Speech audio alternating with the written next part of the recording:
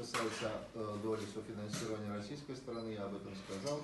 Итого целиком на эти цели в России будет оказана финансовая помощь 1 миллиард 780 миллионов. Если говорить о конкретных направлениях и целевых значениях работников бюджетной сферы, наверное, это очень важно. Я коротко прокомментирую.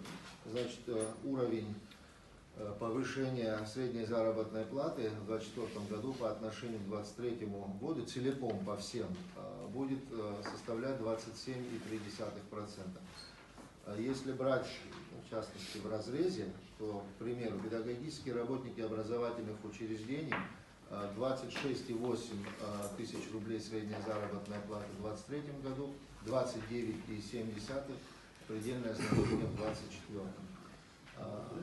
Дошкольное образовательное учреждение, детские сады 22,4, соответственно 26,7. Доп. Образование 23,9, 29,2. Самый большой рост произойдет по позиции научные сотрудники. Средняя заработная плата с 43,9 возрастет, средняя, повторяюсь, до 58,3. По врачам, наверное, очень важная категория, да, очень важная категория по врачам. 39,7 прошлый год, 52,9 текущий год, это высшая категория медицинских работников, врачи, ну, соответственно, там другой медперсонал, естественно, будет чуть ниже.